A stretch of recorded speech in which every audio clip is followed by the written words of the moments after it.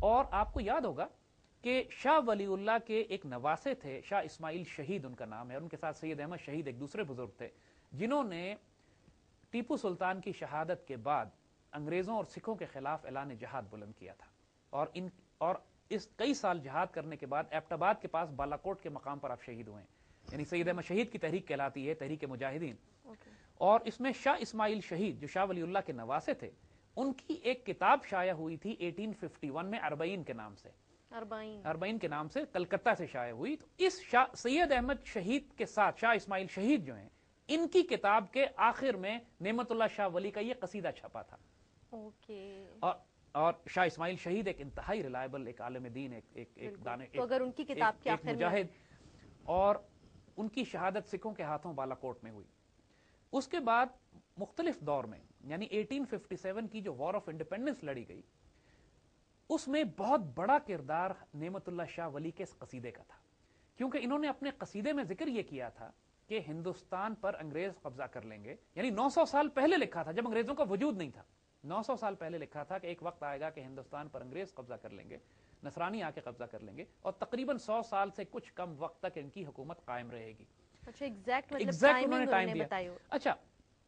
چونکہ مسلمان یہ سمجھے کہ انگریزوں کا آمد، انگریزوں کی جو ہندوستان میں آمد ہے وہ 1757 سے شروع ہوتی ہے، یعنی 1757 بیٹل آف پلاسی میں جب سراج الدولہ کو شکست ہوئی، تو جب 1857 قریب پہنچا تو مسلمانوں میں جہاں اور بغاوت کے اسباب پیدا ہو رہے تھے اور آزادی کے لیے ایک تڑپ تھی، اس میں یہ پریڈکشن بھی اپنا رول ادا کر رہی تھی، جس میں کہا گیا تھا کہ 100 سال سے کم انگریز رہیں گے۔ تو مسلمان یہ سمجھے کہ 1757 سے 1857 تک 100 سال ہونے کو آ رہے ہیں، لہٰذا اب بغاوت کی جا سکتی ہے، ایک جنگ آزادی برپا کی جا سکتی ہے کہ ہم انگریزوں کو نکال باہر کریں گے۔ یہاں پر ایک بڑا غیر معمولی واقعہ بیان کرنے کا ہے۔ اس جنگ آزادی میں کوئی 20-22 سال کے ایک نوجوان شامل تھے، عبد المعبود صاحب ان کا نام تھا۔ عبد المعبود صاحب جب اس جنگ آزادی میں شریک ہوئے اور مسلمانوں کو شکست ہوئی، تو ان کے پاس ایک بزرگ آئے اور انہوں نے کہا کہ تم جس آزادی کو یہ سمجھے تھے کہ تمہیں 1857 میں ملے گی، یہ تمہیں 90 سال کے بعد نصیب ہوگی۔ انگریزوں کے دور کا آغاز 1757 سے نہیں ہے، 1857 سے۔ انٹرپریٹیشن میں غلطی ہوئی، اور اللہ کا کرنا یہ ہوا کہ عبد المعبود صاحب پاکستان بننے تک زندہ رہے۔ ان کی عمر کوئی 110-115 سال تھی اس وقت۔ اس کے بعد ایک عجیب و غریب معجزہ ہوا کہ مزید 40 برس زندہ رہے، اور 162 سال کی عمر میں عبد المعبود صاحب کا انتقال ہوا، اور انہوں نے یہ سارے واقعات جو 1857 سے لے کر جب تک ان کا انتقال ہوتا ہے 1980 وغیرہ کے آس پاس تک، انہوں نے یہ سارے واقعات دیکھے بھی، اور وہ چشمدید گواہ بھی ان کے۔ اور آج عبد المعبود صاحب کی قبر اسلام آباد کے قبرستان میں، جو اسلام آباد میں جو قبرستان ہے H8 کا، اس میں آپ داخل ہوں تو لیفٹ پہ قدرت اللہ شہاب کی قبر ہے، اور قدرت اللہ شہاب کی قبر کے پیچھے عبد المعبود صاحب دفن ہے، اور ان کی قبر پہ کتبہ بھی لگا ہوا ہے، ایک عمر 162 سال۔ اور یہ چیز ڈاکومنٹڈ ہے، ممتاز مفتی نے الکھ نگری میں بھی اس کا ذکر کیا ہے، اور کئی بزرگوں نے اپنی کتابوں میں، اور خاصے پاکستان کے بڑے بڑے علماء اور اسکالرز اور دانشور عبد المعبود صاحب کو جانتے تھے۔ تو وہاں پر بھی جو عبد المعبود صاحب نے جو واقعات لوگوں کو بتائے تھے، اس میں یہی کہ قصیدہ نعمت اللہ شاہ ولی جو ہیں، انہوں نے بہت بڑا کردار ادا کیا تھا اس جنگ آزادی میں جو 1857 میں مسلمانوں نے برپا کی۔ ہندوستان میں جتنی بھی کتابیں چھپی ہیں اس کے بعد 1857 کی وار آف انڈیپینڈنس کی تاریخ لکھتے ہوئے، اس میں بھی اس قصیدے کا تفصیلی ذکر کیا گیا۔ سو مطلب relative work has been done. جی، خاصا کام اس پر ہوا۔ دوسرا یہ کہ اسکالرلی سرکلز میں، ایسے حلقوں میں کہ جہاں پر علمی اور تاریخی کتابوں پر کام کیا جاتا ہے، مثال کے طور پر ہمارے پاس بھی کہ 2-3 نسخے اس کے رکھے ہوئے ہیں کہ جو ہم نے مختلف ہم نے جگہوں سے حاصل کیے ہیں۔ ایک یہ کتاب ہے کہ یہ ایم ایچ سرور نظامی صاحب نے ترجمہ کیا ہے، میاں علی حسن جالندھری صاحب نے چھپوائی ہے، اور اس میں وہ لکھ رہے ہیں کہ 800 سال پرانی پیشن گوئی، یعنی تقریباً 100 سال پرانی کتاب ہے یہ 100 سال پرانی چھپی ہوئی کتاب ہے جس کی کاپی ہمارے پاس ملی ہے۔ اور یہ ہم تھوڑا سا یہاں پڑھ کے سنانا چاہیں گے کہ تاج قطب خانہ قصہ خانی بازار پشاور کی ایک چھپا ہوا یہ ایک نسخہ ہمارے پاس آیا ہے، جس میں وہ یہ لکھتے ہیں کہ،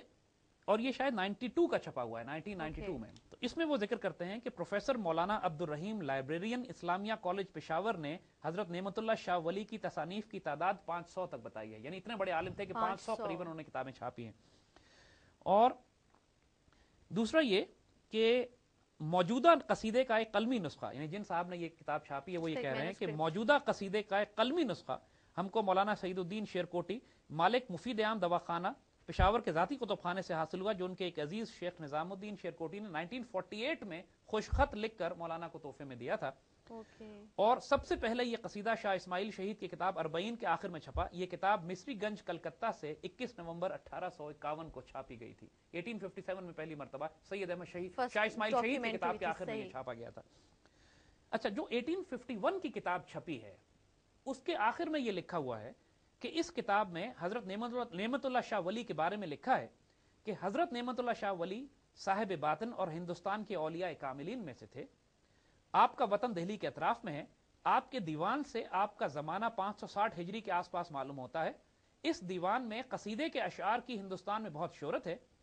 چونکہ ان اشعار میں امام مہدی کے احوال مذکور ہیں، اس لیے اس کو زیور طبع سے آراستہ کیا گیا ہے اور تاریخ 1851 کی پڑی ہوئی ہے اس کے اوپر.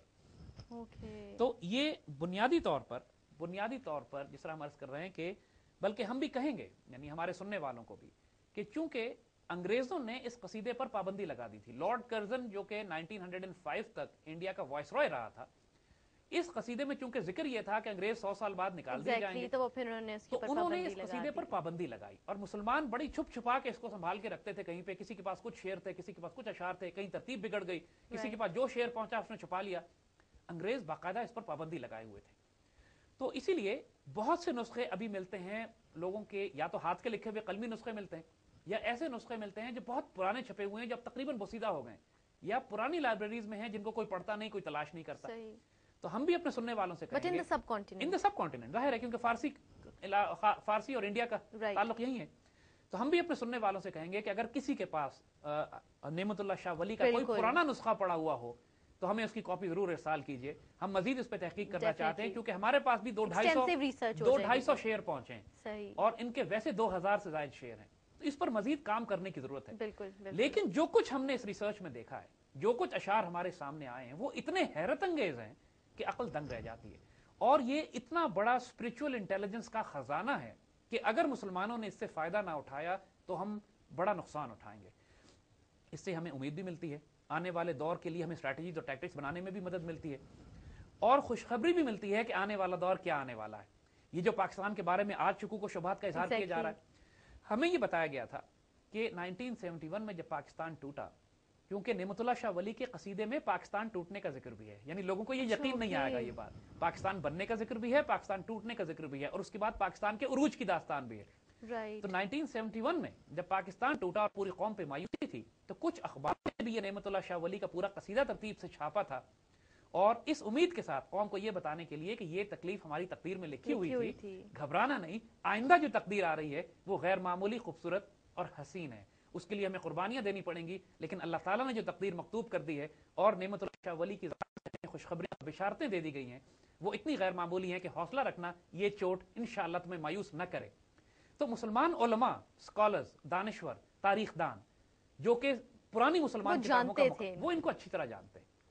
اور کئی بڑے بڑے مسلمان سلاسل میں، علماء کے حلقوں میں ان کا ذکر کیا جاتا ہے. اور ہم اسی لیے اس آج، یعنی ان کو اگر آپ انگریزی میں ڈیفائن کرنا چاہیں تو مسلم نوسٹراڈیمس ہیں.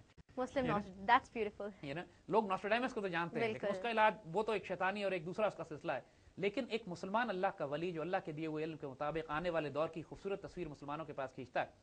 تو ہم نے کچھ سلیکشن کی ہے، یعنی بنیادی طور پر ان کے کچھ شعر سلیکٹ کیے ہیں، اور اگلے 2-3 پروگراموں میں ہم کوشش کریں گے کہ پہلے تو یہ ہے کہ پچھلے کئی سو سال میں جو پریڈکشنز یہ کرتے چلے آئے ہیں وہ پریڈکشنز کس حد تک پوری ہوئی ہیں، ایگزیکٹلی، تاکہ ٹرسٹ ہمارا بلڈ ہو کہ جو باتیں انہوں نے کہی ہیں وہ کس حد تک سچ ثابت ہوئی ہیں. اس کے بعد ہم یہ دیکھیں کہ آج کے کس دور میں ہم بستے ہیں اور اس دور کے بارے میں کیا کہتے ہیں، اور پھر آنے والے دور کے بارے میں جو مستقبل کی پیشن گوئیاں ہیں وہ کیا ہیں، اور اس میں ہم اپنی جیو پولیٹیکل اسٹریٹجیز کیا بلڈ کر سکتے ہیں. یہ ایک، چونکہ ہم اسپرچول ڈائمینشن پر ایمفسائز کر رہے ہیں، اسپرچول فورسز کی بھی بات کرتے ہیں، اور اسپرچول فورسز کے ساتھ یہ اسپرچول انٹیلیجنس کا جو ایسپیکٹ ہے ہماری پوری اسٹریٹجی کا ایک انٹیگرل پارٹ ہے، ایک بنیادی جز ہے. اس میں ایسی ہستیوں کو ڈسکس کرنا ضروری ہے. تو ہم اس لیے یہ بیک گراؤنڈ کے ساتھ آج ہم نعمت اللہ شاہ ولی کی پورے پروگرام کا انشاءاللہ آغاز کرتے ہیں. جہاں تک 2 یا 3 جتنے بھی پروگرام ہوئے ہم اس کو تفصیل سے ڈسکس کریں گے. اور ان دا مین ٹائم ہم ایک دفعہ پھر اپنے سننے والوں سے کہتے ہیں کہ اگر حضرت نعمت اللہ شاہ ولی کے کوئی پرانا آپ کے پاس ان کا کوئی قصیدہ لکھا ہوا کوئی کاپیز ایسی پڑی ہوں تو ہمارے ساتھ ضرور شیئر کیجئے، کیونکہ ہم مزید اس پر کام کرنا چاہتے ہیں. بالکل جی. اچھا زید صاحب، یہ تو آپ نے سارا اس کو جتنا بھی اب بریف بیک گراؤنڈ آپ نے بتا دیا، اب تھوڑا سا ان کتابوں کی روشنی میں بتائیے کہ انہوں نے آنے والے دور میں کیا